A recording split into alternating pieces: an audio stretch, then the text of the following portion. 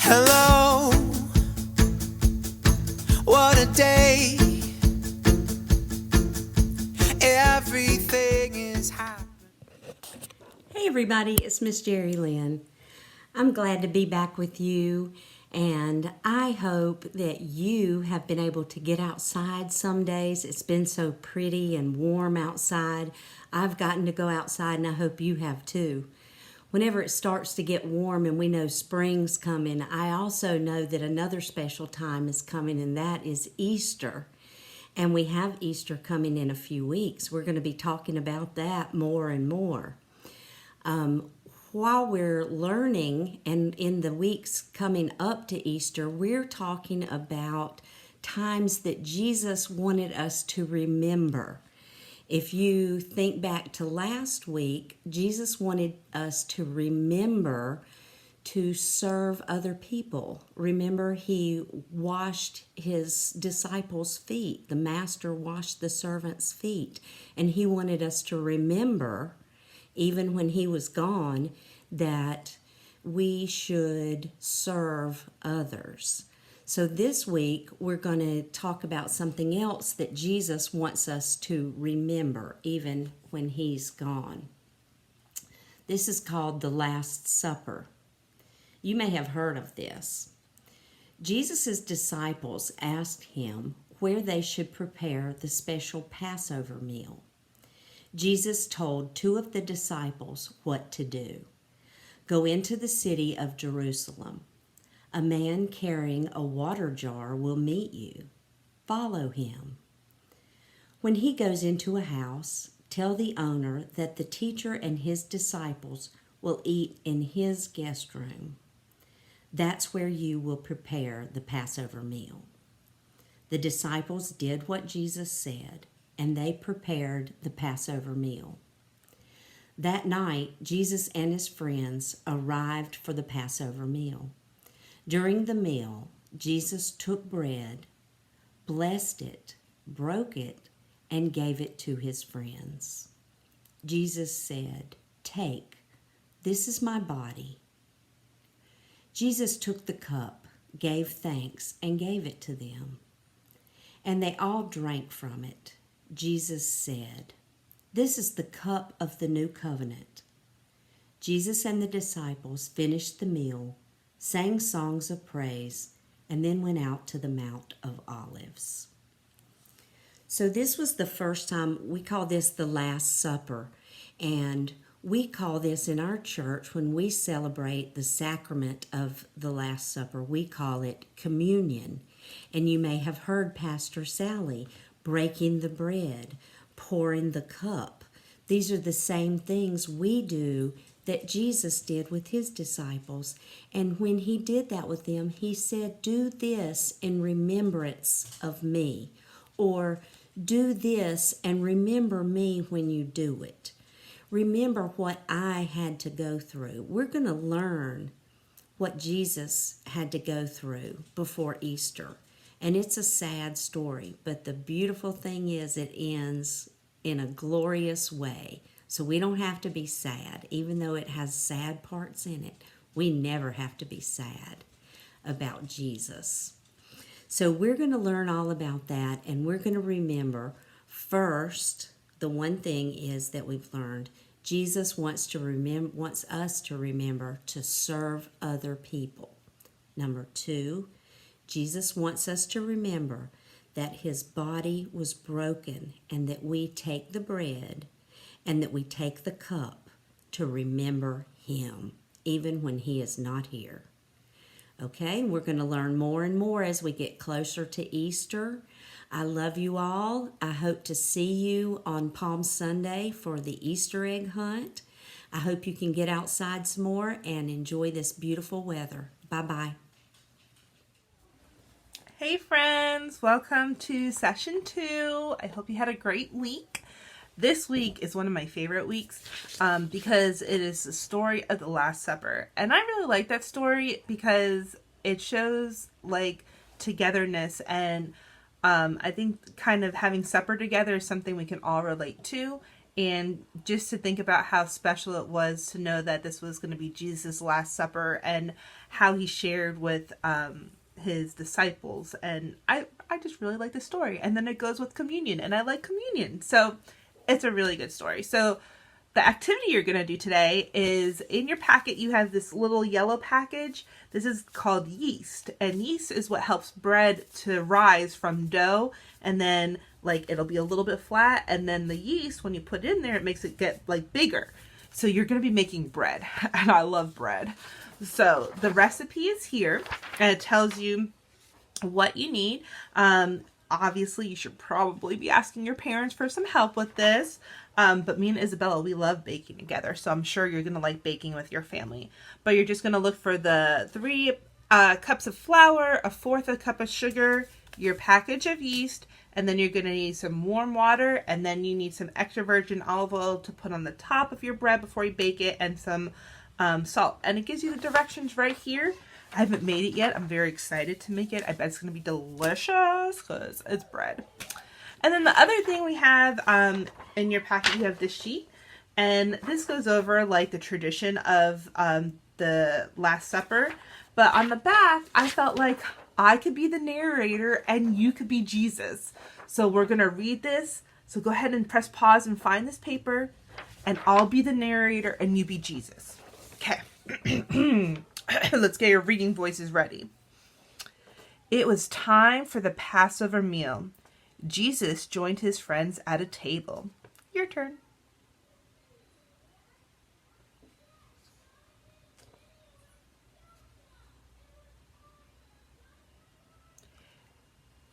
Jesus passed a cup to the disciples.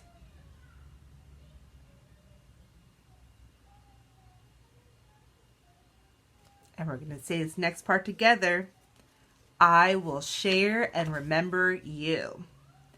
After the meal, Jesus ate some bread, said thank you to God for the bread, and then shared it with his friends.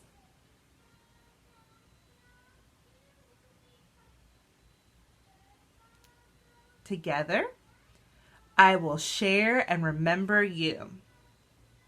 After the meal, Jesus drank some juice, said thank you to God for the juice, and passed the cup to his friends.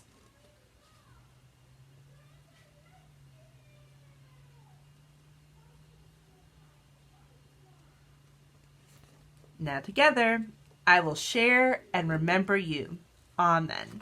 So, once you bake your bread, make sure you share it with the people that you love and care about, and you could tell them about the Last Supper when you're sharing it and when you're eating it. I hope you have a wonderful, wonderful week. We're going to be getting to do in-person worship soon, or I guess we probably started this week. So yay that! And I can't wait to see some of you because I missed your faces. But I hope you have a really, really good week, and I'll see you next week. Bye! Hello, everybody. It's Miss Justine here, and today we are talking about the Last Supper. You know, it was a special Passover meal that Jesus shared with his disciples. Passover is a Jewish holiday, of course, celebrating when the Israelites left Egypt, and so they were having the Passover meal together, and Jesus knew that it was going to be the last time that he ate with all of his disciples. And he talked about, you know, the bread representing his body and the wine representing his blood, and he wanted his disciples to remember him. To always remember him. And, you know, today in our church we have communion, which is a way to remember Jesus as we recreate the Last Supper. But this was the time right before he was going to be put to death, and he knew what was going to happen, even if they didn't know. But so when he shared his special meal called the Passover with his disciples at the Last Supper, I want you to think about, imagine, what if you were going to serve Jesus a special meal today? So what would you serve Jesus? You could serve him, you know, whatever you think he'd like or your favorite foods. And so you should have a menu, and you can write up your menu, decorate it however you like, and put what you would serve Jesus for your appetizer, your main course, your sides, your desserts, and your beverages. You can write it or you can draw it. I did one where I drew it. I don't know if you can even tell what those are, but you can do it either way. Or you could do both. If you do really small, you can make a menu and just think about what you would like to serve Jesus if you were going to have supper with him and you knew it was going to be the last time that you ever saw him, like when he had the Last Supper with the disciples. So, and as you do that, think about ways that you can remember Jesus at all times. And I hope you'll have a wonderful week. And until next time. Hey guys, it's Mr. Tony, and it's time for us to make a little bit of music. So this week we are going to spend some time working on some rhythms. We've been working on these for a while, so I think it's good to start by reviewing some things. So if you have some rhythm sticks or something you can hit together, that would be great. We can use those as some percussion instruments. And remember, percussion instruments are the instruments that we can make music and sound with by striking something or making a sound. I'm going to use this. This is called a tambourine. We've talked about the tambourine a little bit before, but the tambourine has these little jinglers on the end, and you can shake it like this to make any type of rhythm, really. But it also has this head on it, this drum head. So as I strike the tambourine, I can make different rhythms. So as I show some rhythms to you guys, we're going to make those rhythms together. And remember, rhythms, when put on a staff, become really music because we can add pitches to that. We talked about that last time, so we're going to spend a few minutes kind of exploring that. So the first thing I want to look at this week, guys, is this. It's the whole note. You guys remember talking about this. This is a whole note. It is a circle with nothing on the inside. And a whole note is worth 4 beats. 1, 2, 3, 4. So if you hear a beat like this, beat, 4 beats.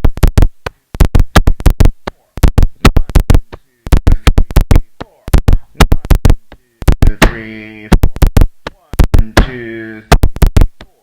Just like that. That is our whole note. And the opposite of any type of note is the rest. And during a rest, we simply rest. We don't play anything. We don't strike any percussion instruments. We are simply resting. And the whole rest looks like this.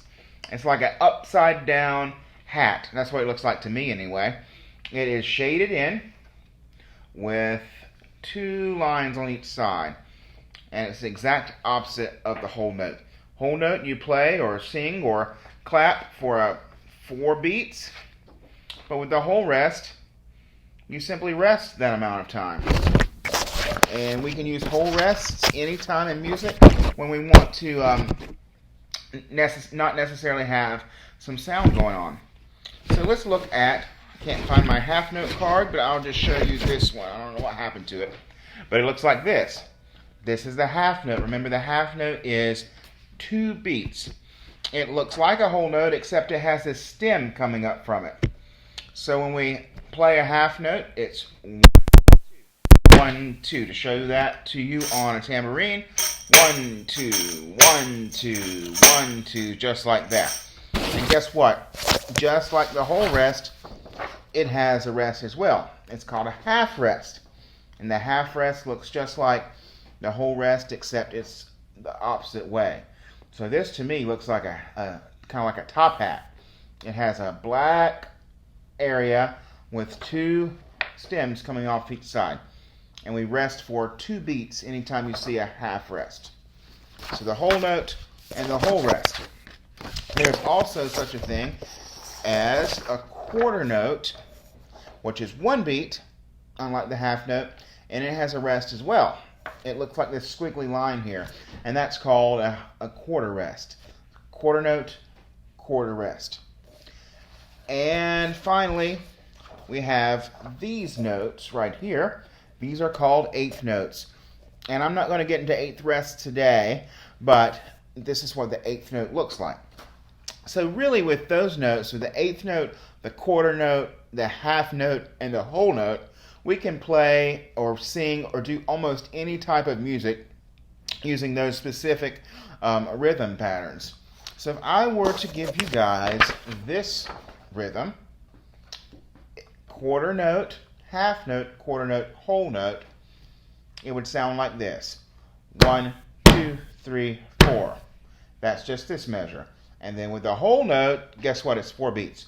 1, 2, 3, 4. So if you have your rhythm sticks, you can use those, or we can clap our hands or use some body percussion, and let's do this rhythm together. Here we go. And 1, 2, ready, go. 1, 2, 3, 4. 1, 2, 3, 4. Let's try that one again. Here we go. And 1, 2, ready, go. 1, 2, 3, 4. 1, 2, 3, 4. Good job, guys. Let's try another one. This one uses a half note. It has a quarter note, 2 eighth notes, and 1 half note. So I'll do it first, and then you can join with me. Here we go. And 1, 2, ready, go. 1, 2, and 3, 4. Let's try it together. 2, ready, go. 1, 2, and 3, 4. 1, 2, and 3, 4. Oh, Mr. Tony's doing the wrong rhythm. Just realized that. This is the half note, not quarter note. So it sounds like this. My bad. Here we go. 1, 2, ready, go. 1, 2, and 3, 4. 1, 2, and 3, 4. So when we have this half note, we have to hold it 2 beats. That's what I wasn't doing right on with that. But it's 2 beats for the half note. Let's try that again. Maybe we can get it right this time. Here we go, guys. And 1, 2, ready, go. 1, 2, and 3, 4. 1, 2, and 3, 4. Very, very good. So there's all different types of rhythm combinations we've looked at. I know we've looked at this one before. This is all eighth notes. Just 4 groups of eighth notes. 1 and 2 and 3 and 4 and. Can we try that one maybe? Here we go. 1, 2, ready, go. 1 and 2 and 3 and 4 and. 1 and 2 and 3 and 4 and. All the eighth notes. Remember, eighth notes are a little bit faster.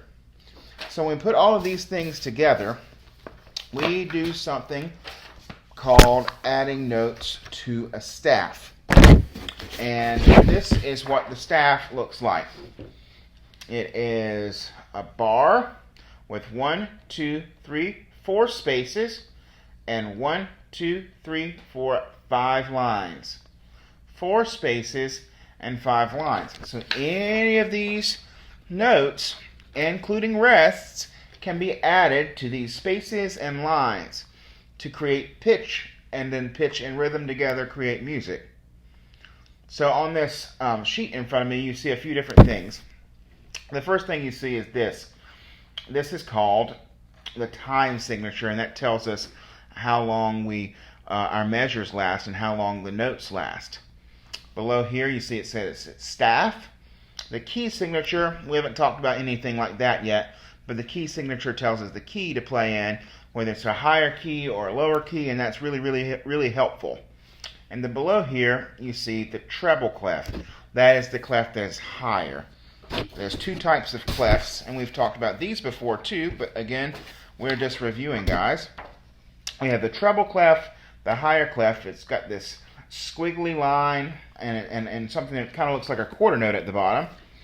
And then the lower clef, which is the bass clef. And it's, again, shaded in like this. Bass clef, bass is low. And then treble is high.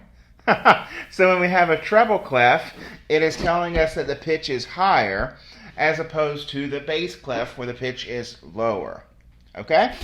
So anytime we orient ourselves with these rhythms, we can place the rhythms on a low clef like bass clef or a higher clef like the treble clef, and then we can make music that is either higher, lower, or at the same time. Like if we have a hymnal, sometimes you'll see a treble clef and a bass clef both on that same sheet. So using these things is how we make music.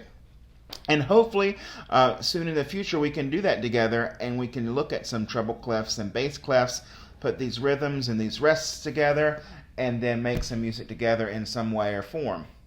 I hope that you guys have a great week, and I hope that you can find a way to make some music at some point during this week in some way that you can, whether that's singing along with the songs or some of our Sunday school songs, or on the radio, or any clever way that I know you guys can find. Next week we'll have a special guest with us, so we'll be doing some of our instrument petting zoo, so I can't wait to spend some time with you guys doing that next week. I hope that you guys have a great week, and I can't wait to see you then.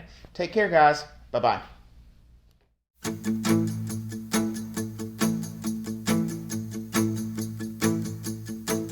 Hello, what a day.